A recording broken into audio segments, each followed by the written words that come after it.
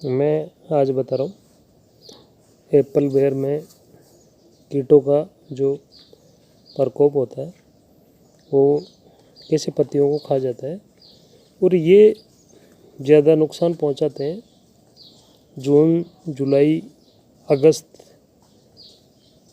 इस टाइम इनका प्रभाव ज़्यादा होता है क्योंकि बरसाती मौसम होने की वजह से बरसाती मौसम में काफ़ी कीट पनपते रहते हैं और वो ऐसे पत्तियों के जैसे छेद कर रखे इस तरह से ये नाजुक पत्तियों पर ज़्यादा अटैक करते हैं।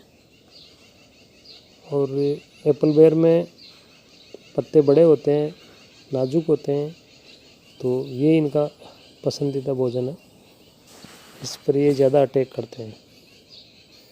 तो इसकी रोकथाम भी बहुत आसान है। और दूसरा ये जो सूखी हुई टहनी है, क्योंकि कई बार ऊपर से कोई टहनी सूख जाती है बिना किसी रोग के, मतलब ऐसे भी सूख जाती है, तो ये ज़्यादा नुकसान नहीं पहुंचा पाती। इसको यहाँ से जो मैं बता रहा हूँ, यहाँ से नीचे से जहाँ तक सूखी हो वहाँ से आप कट कर सकते हो, कैंची से काट के हटा सकते हो इसको कटर से। तो ये दोबारा यहाँ से फुटान ले लेगी और इससे कोई इतना ज़्यादा नुकसान भी नहीं होता। तो नुकसान तो कीटों से भी इतना नहीं होता, जैसे कि पत्तियों को छलनी कर दिया, ये देखिए एकदम छलनी की तरह। तो ये भी दोबारा बहुत जल्दी दोबारा इसकी पत्तियाँ बहुत ही जल्दी आ जाती है और इतना ज़्यादा अपन समझते हैं उतना इसमें नुकसान नहीं होता, लेकिन अपने देखने से ऐसा लगता है कि जी अपने तो पौधों को बिल्कुल ही चट कर दिया पत्तियों को खाने से। बाकी इतना कोई भयंकर पौधे में नुकसान नहीं हो पाता। इसकी रोकथाम बहुत नॉर्मल तरीके से भी अपन कर सकते हैं, ज़्यादा इतना हार्ड नहीं है।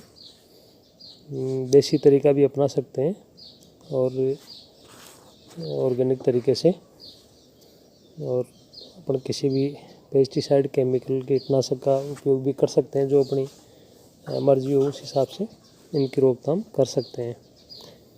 तो इनकी रोकथाम के लिए अपन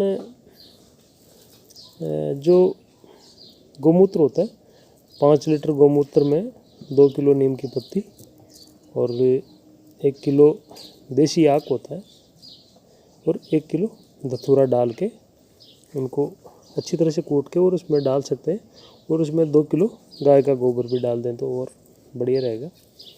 इसको 15 दिन अच्छी तरह से सड़ाने के बाद में खूब अच्छी तरह से सड़ जाए, उसके बाद में 2 से 5 ml प्रति लीटर के हिसाब से इन पर स्प्रे कर सकते हैं।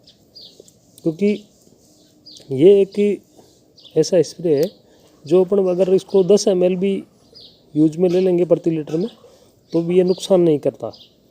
और अगर अपन बाकी जो कई तरह के कीटनाशक आते हैं बहुत ही ज़्यादा जहरीले होते हैं, उनमें पौधे में भी नुकसान है, और उसकी मात्रा अगर ज़्यादा बढ़ाएंगे तो पौधे के लिए भी वो साइड इफ़ेक्ट करते हैं। जैसे इंसान में होता है वैसे पौधों में भी होता है। इसलिए जहाँ तक हो सके इनका देसी तरीके से उपचार करने की कोशिश करें, ऑर्गेनिक तरीके से करें। और या फिर अगर आप तो ये नहीं करना चाहते हो तो रिजेंट 2 ml प्रति लीटर के हिसाब से भी स्प्रे कर सकते हैं, या फिर फोस्किल के नाम से भी आता है कीटनाशक, या डीडीफिक्स आता है। इनमें से भी कोई सा आप 2 से 3 ml प्रति लीटर पानी के हिसाब से स्प्रे कर सकते हैं, तो उनसे भी ये मर जाते हैं। क्योंकि ये जो मकड़ी, इलट, ये नॉर्मल कीट होते हैं, इन्हीं का प्रकोप होता है और कोई ज़्यादा इसमें वो नहीं होता। तो ये बहुत ही मतलब हल्के से स्प्रे से ये नष्ट हो जाते हैं और पौधे की ग्रोथ भी अच्छी रहती है। तो ये केवल इन बरसात के दिनों में ही ज़्यादा इनका ध्यान रखना ज़रूरी है। बाद में इनमें कोई कीट नहीं होता,